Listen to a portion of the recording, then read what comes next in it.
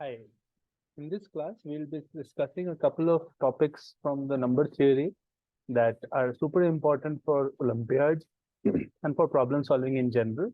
So ultimately, we are going to talk about the Chinese remainder theorem and Lucas's theorem. But before we do that, we'll cover one bit of theory that is also a prerequisite for that. So this is order of A mod M. Here A is an integer. So we want to find the order of an integer modulo m, right? So this is basically a definition. So we say let m is greater than 1 be a fixed integer, and a be an integer, a be an integer that is co-prime to m, that is co-prime to m. There exists an integer,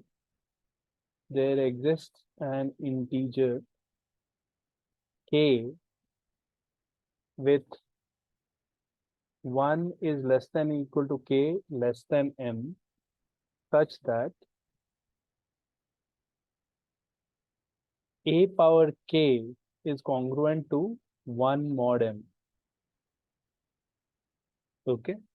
So the minimum positive integer k, the minimum positive integer k with this property,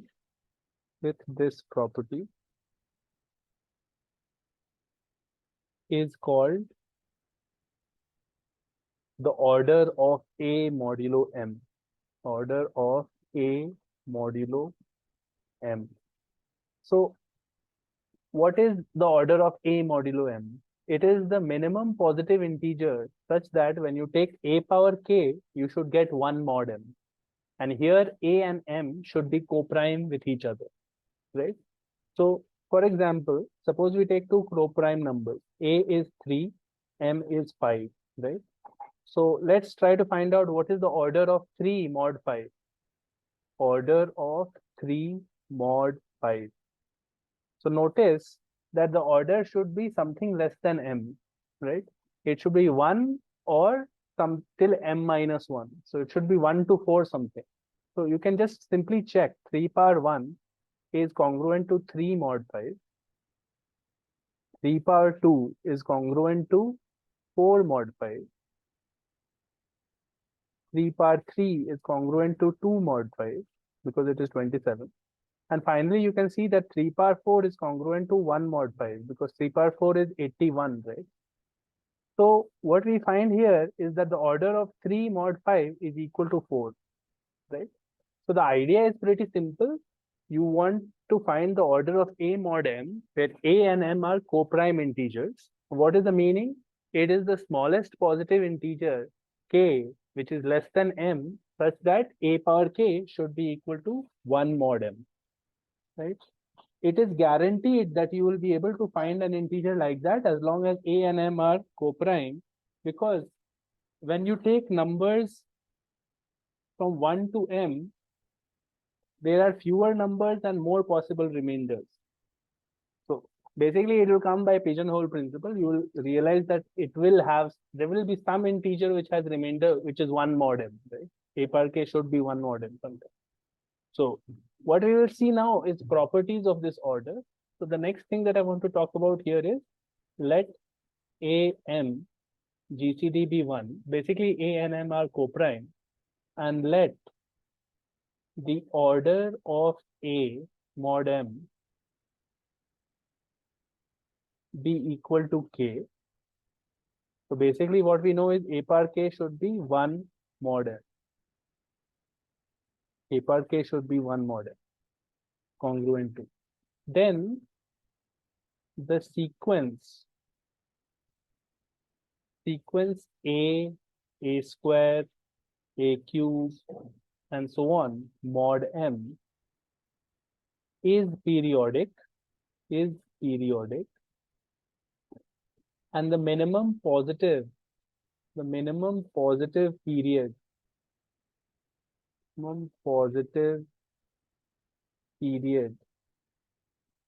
is K. Think about it. Why is it periodic, right? So think about it. The first number is A mod M. A mod M could be anything. Then there is A square mod M. I don't know anything about A square mod M either. And similarly, you go till A power K minus 1 mod M, right? This also I don't know anything about. But what I know for sure is when you come to A power K mod M, right? This becomes congruent to 1 mod M, right? So what this ensures is as soon as you go to A power K plus 1 is congruent to A power K times A is congruent to A mod M, right? So what you start getting is A power K plus 1 is A mod M, A power K plus 2 will be A square mod M. And you start getting this pattern, this repetitive pattern. So you can easily say that the sequence of powers of A will be periodic mod M. And the period, the minimum positive period will be K, right? In addition, you can also make the claim that the K numbers, A square till A power K are all incongruent, are not congruent to each other,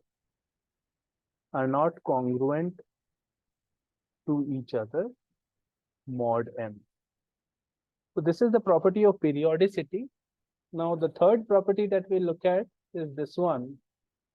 Let AM be co-prime. The order then, the order of A mod M,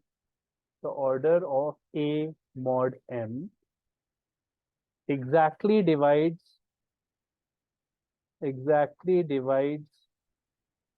the value of phi of M, where phi of M was what? Phi of M is all the number of integers less than M which are co-prime to M. The order of A mod M exactly divides phi of M. So basically K divides phi of M. That is what we are getting here, this property. So if M is a prime, P, suppose M is equal to prime P, then order of A mod P divides phi of P, which is equal to P minus 1. So basically K divides P minus 1 in that case, right? That is the special consequence of this property. This also tells us because order of A mod M will always divide phi of M, this also implies that K, which is order of A mod M, will be less than equal to phi of M, right? Correct? Because it cannot exceed phi of M if it will divide phi of M, right? So this is an important property that order of A mod M will always be less than equal to phi of M. Now, if there is an integer,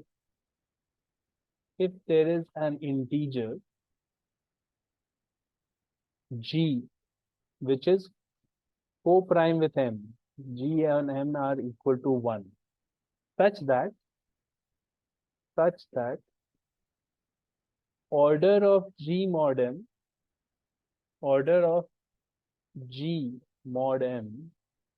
is equal to phi of M. Order of G mod M is equal to phi of M. What this means is G power K is congruent to 1 mod M, and here K is equal to phi of M. So basically it is G power phi of M is congruent to 1 mod M, right? So in this case, then it is said to have a primitive root modulo M. A primitive root modulo M if order of G mod M is equal to phi of M, then G is said to have a primitive root modulo M. And G is said to be a primitive root modulo M. This is just terminology. You don't need to worry about it so much. What you need to realize is usually we have K should be less than phi of M, but sometimes it could be equal. In that case, we say that it is a primitive root modulo M, right? In case we have a, if there exists a G, a primitive root G mod M, then the reduced residue system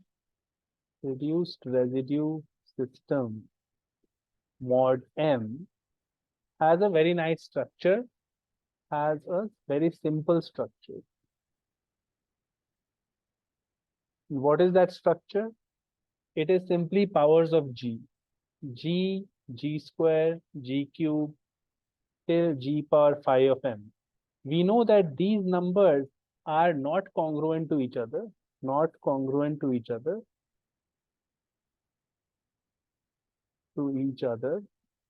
and also they are co-prime to M.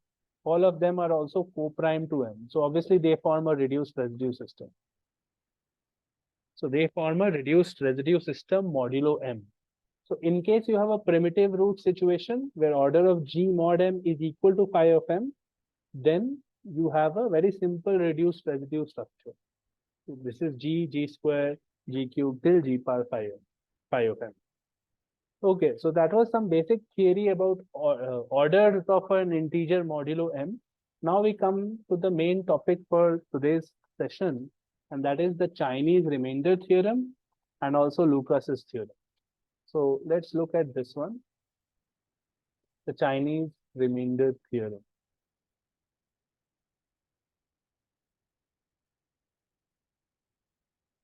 Okay, so what this does is, given pairwise co-prime positive integers n1, n2 till nk, and arbitrary integers like a1, a2 till ak, the system of simultaneous congruences, What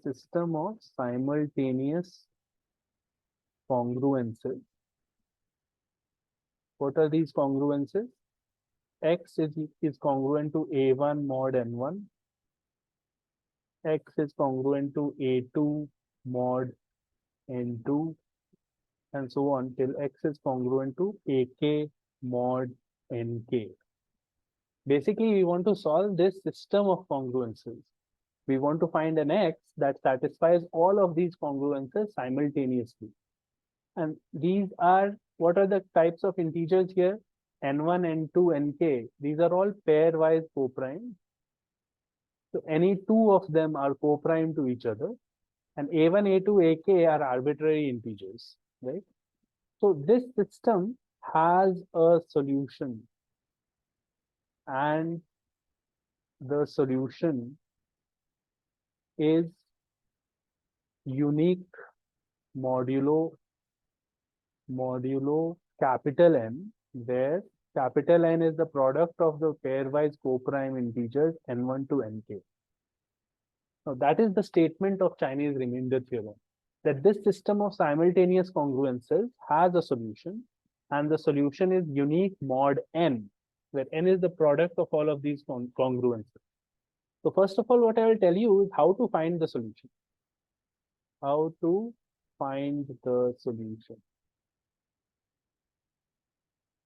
So there are some steps involved. The first step is obviously calculate the value of N, which is N1, N2 product till Nk. Remember that N1, N2 and all are all pairwise co-prime. The second step is for each I which goes from 1 to k, we have to compute the value of yi. Yi is n by ni. So divide from the capital N the corresponding ni. So this will obviously be what? N1, N2 product till Ni minus 1 and then Ni plus 1 till Nk. You are missing the Ni here, right? Compute Yi, right? Then the third step is for each I belongs to 1 to K, also compute Zi. Zi is basically congruent to inverse of Yi mod Ni, right? So Zi is the inverse of yi mod ni. Once you have found yi, you can find the zi for each I, right? Okay. Then we say that x, capital X we have to calculate, which is the sum of I goes from 1 to k, ai by I zi. This summation is a solution of the system of congruences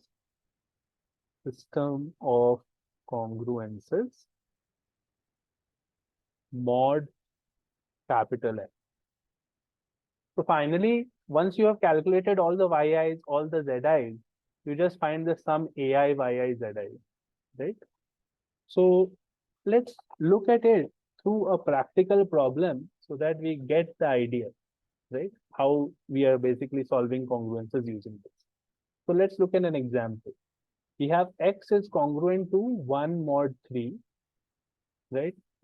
X is congruent to 4 mod 5, right? And x is congruent to 6 mod 7, right? So first we'll calculate capital N. First step was what? Calculate capital N, which is basically N1, N2, N3. So that is 3 into 5 into 7, right? So capital N is basically 15 into 7, so it is 105. Second step, for each I, so this is my first equation, this is second equation, this is third equation. So let's calculate yi. Yi is basically n by 3, which is 35. Basically, y1 was 35. Y2 is n by 5, that is 21. Y3 is n by 7, which is 15. I have found my yi, right? For each of them, let's find our zi, right? So what is z1? Z1 should be congruent to 35 inverse mod 3, right? Because ni was 3 here. So what is the inverse of 35 when we do mod 3, correct? So inverse of 35 mod 3. So how do we find that? We want the product of, like you can try numbers. Z1 should be such a number that when I multiply it with 35, I should get, this is the same as 35 Z1 should be 1 mod 3, right? So if Z1 is 1, I am not getting 1 because 35 is actually 2 mod 3, right? So if Z1 is 2, what do I get? 70, which is 1 mod 3. 69 is divisible by 3. So I'm getting Z1 is 2. I will just write it. Z1 is 2. Similarly, I have to calculate Z2. Z2 is going to be 21 inverse mod 5. So basically 21 Z2 should be congruent to 1 mod 5. So 1 itself is congruent to it because if Z2 is 1, I will get 21, which is congruent to 1 mod 5. So I'm getting Z2 is 1. And finally, Z3 into 15 should be congruent to 1 mod 7, right? And again, I think 1 itself, Z3 is 1. Because 1 itself is congruent to 15. 15 itself is 1 mod 7, right? So Z3 is also 1. I have found my Z1, Z2, Z3, and now I just have to find my X, which is the solution, which is summation of AI, Yi, Zi, right? So that will become basically A1. This one was 4 mod 5. So A1 is 1 Yi into Zi. What is Yi into Zi? Y1 was 35. 35 into Zi is 2. This is A1, this is Y1, this is Z1. Plus, then you have A2 is 4. Y2 is 21 and Z2 is 1. And lastly, you have A3 is 6, Y3 is 15, Z3 is 1. So you are getting 70 plus 84 plus 90. So that becomes 160 plus 84. So that is becoming 244, right? 160 plus 84 is 244. We are getting 244 mod 105. And you can see that that is equal to 34 mod 105. That is technically 34 mod 105. That becomes the answer by Chinese remainder theorem. So obviously the calculations you can do yourself, and basically we have found the way to solve problems using Chinese remainder theorem here, right? Let's look at another question, another example, where usually Chinese remainder theorem is applied to systems when we have co-prime moduli. Chinese remainder theorem, the statement of the theorem, if you remember, involved n1, n2 till nk, which were all pairwise co-prime, right? But you could have situations where n1, n2, and nk are not all pairwise co-prime.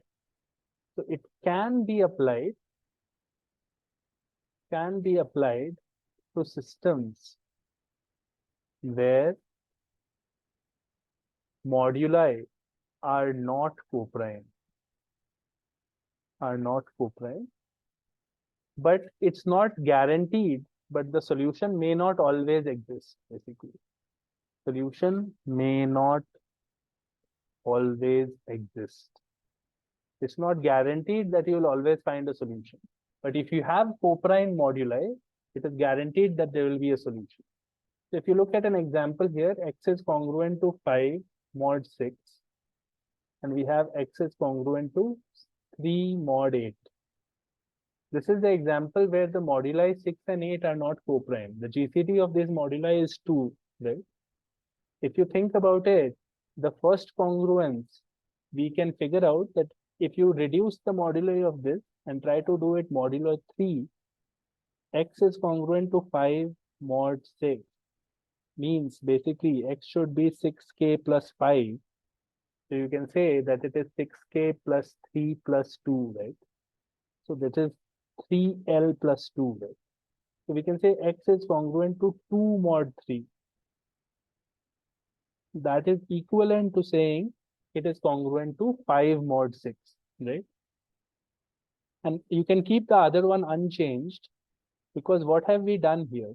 We have converted the first one into a situation where it is now 2 mod 3 and 3 and 8 are co-prime, right? Right. The second congruence also, by the way, if it is 3 mod 8, it is something like 8k plus 3. And yeah, right. We have to worry about actually whether there is a conflict between these or not, whether the solution exists or not. In order to think about whether the solution exists or not for here, what you need to worry about is modulo 2, which is because 2 is the GCD of 6 and 8, right? So modulo 2, if you think of that, x is 6k plus 5, so it is clearly 1 mod 2. and 8k plus 3 is also 1 mod 2.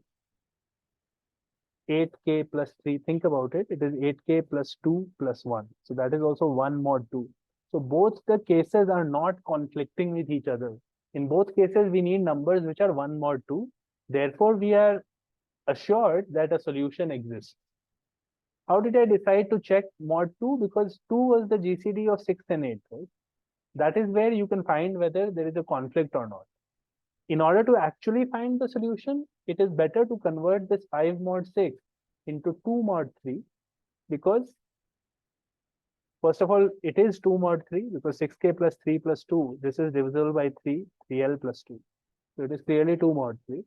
So we can now try and think of these two congruences, and here uh, the bases or the moduli are co-prime to each other. So this fits the normal Chinese remainder theorem situation, right? So how do I solve this? We can solve it directly also. X is congruent to 2 mod 3 and X is congruent to 3 mod 8. You can start by looking at the higher moduli, and here we get X is equal to 8k plus 3, and we can try substituting that here in this one, right?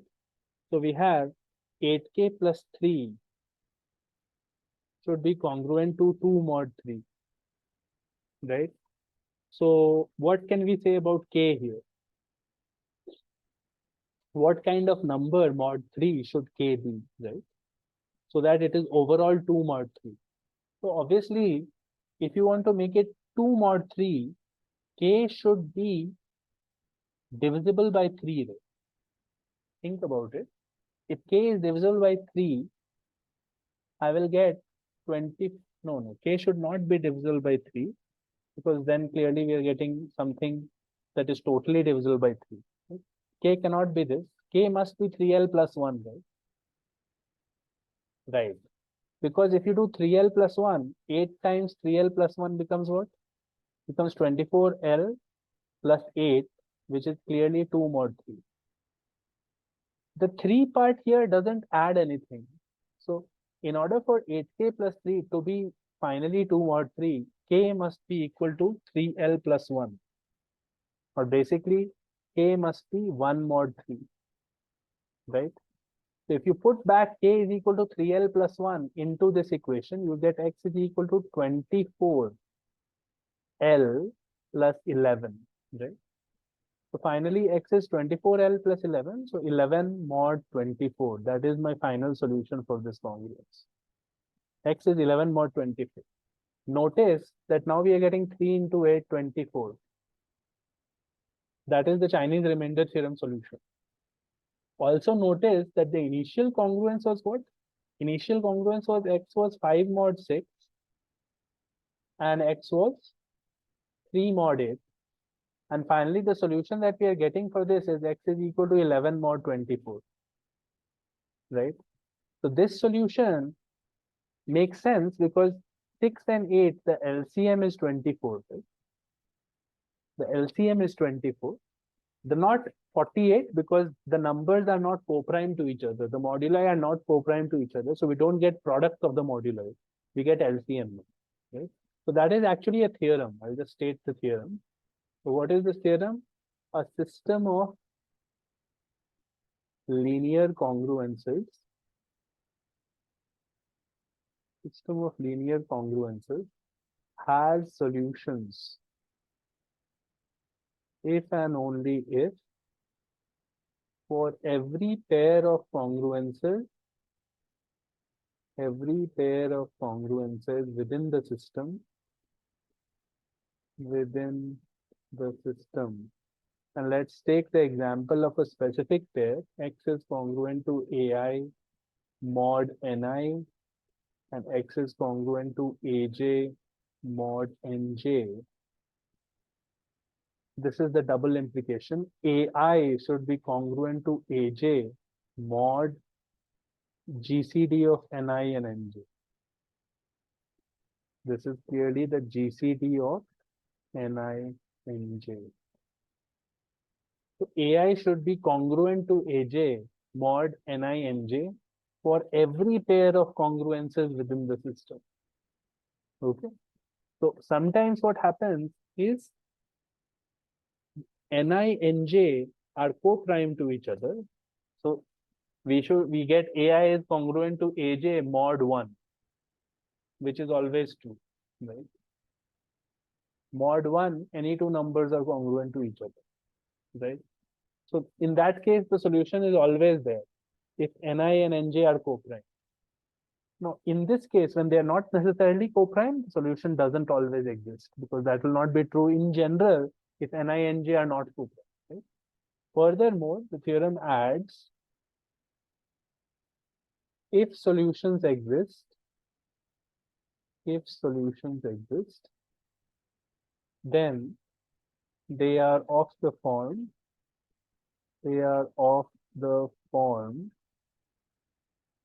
X is congruent to B mod of LCM of Ni or N1, N2 till Nk. So this is what we saw in the previous question also. When the numbers were not co-prime to each other, we did not get the product, we got LCM. And if they were co-prime, obviously the product is equal to the LCM. So this is a general result, right? This is slightly more general even than Chinese remainder theorem. But the idea is we can check whether a system of congruences has a solution or not. And the way to check is via this theorem. You check every pair of congruences within the system and check whether AI is congruent to AJ mod of Ni Nj or not. Now we come to Lucas's theorem. It's a very interesting theorem, very unusual also. Let's think of what it says. So Lucas's theorem. This is basically a result about binomial coefficients modulo a prime number p. So we want to find out whether the binomial coefficients are divisible by prime numbers or not. Or if they are divisible, what is their remainder, right? So in that case, let's look at the statement of the theorem. For non-negative integers m and n and a prime p we have MCN. This is the binomial coefficient. It is equal to the product from I goes from 0 to k of MI C Ni mod p.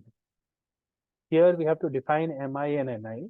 So M is equal to Mk p power k plus Mk minus 1 p power k minus 1 and so on. Mi p power I plus M1 p plus M0.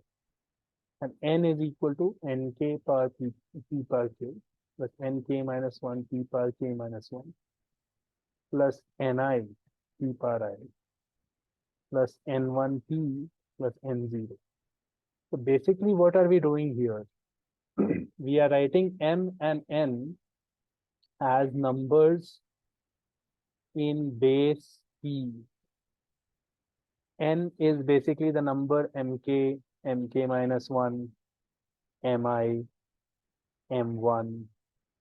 This is M I'm talking about, M0. This is in base P. And similarly, N also you can similarly write in base P, right? So once you have written the numbers in base P, Mi and Ni are the corresponding terms in the base P representation of the number M and number N, right? Here, obviously, we know that MCN is 0 when M is less than N. That is the definition of combinations. So what is the consequence of this theorem? The consequence of this theorem is basically that this whole side will be 0, right? It will be 0 mod P if Mi is less than Ni, right?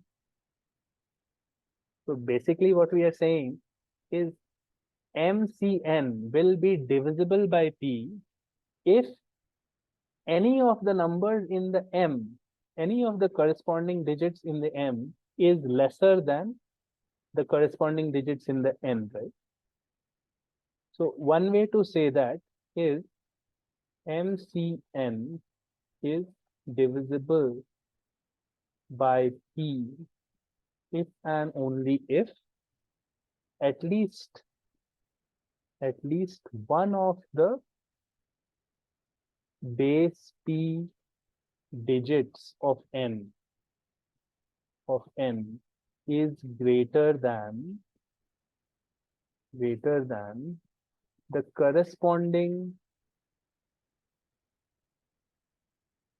base P digits of M. Because MCN was a product of terms, I goes from 0 to K, MICNI mod P. Because it is a product of terms, usually it will be like this, MKCNK, MK minus 1C, MK minus 1, and so on, M1C, N1, M0, C, N0. If at any stage in this product, one of the terms in the denominator, one of the base P digits of N, basically any NK, is greater than an NK, then in that time, MK, C, NK becomes 0. And as soon as one of them becomes 0, the whole product is 0. So what you get in that is MCN is basically 0 mod P in that case. And then we can say that MCN is divisible by P. That is a very fascinating theorem. The proof of it follows straightforward from induction and writing it in binary form. But we will not concern ourselves with the proof. We'll take some examples and understand how to apply it. Right? So for example, take prime P is equal to 2. This is my prime, right? Then we can say MCN is even if and only if at least one of the binary digits of n, binary because base is 2 now, prime number we chose was 2, so one of the binary digits of n is greater than the corresponding binary digits of m. Corresponding binary digits of m, right? So for example, if you think of 8C3, let's find out whether it is even or not without actually calculating 8C3, right? So m is 8 and m can be written in binary as 100, right? N is 3 and this can be written in binary as 0011, right? Now we can see easily that these two digits of n are bigger than the corresponding digits of m. So the theorem says that at least one of the digits of n is greater than this. Then what happens is basically you have M2C N2 and M1C N1. N2 and N1 are bigger than these. So obviously they are 0. So the product is going to be 0 mod 2. And if you calculate it, it comes out to be 56, which is actually divisible by 2. Right? As a consequence of this, we also get that 2 power k minus 1 Cm is always odd. Why is it always odd? Because 2 power k minus 1 is going to be 1111 k times in binary. Right? It is all ones in binary. Right? So binary digits of m can never be greater. So it cannot be 0 mod 2. It cannot be divisible by 2, right? So let's take another example, what we can find out using this. So for example, let's find out what is the remainder when 1000 C300 is divided by 13, mod 13, right? This is one of the standard examples for how to use Lucas's theorem, right? So what we find out here is, let's write m as 1000 and n as 300. Our prime number is 13. So we have to take this base 13. So this will be 5 into 13 square. 13 square is 169. I'm trying to find out what is the number here in base 13. 5 into 13 square plus 11 into 13 plus 12.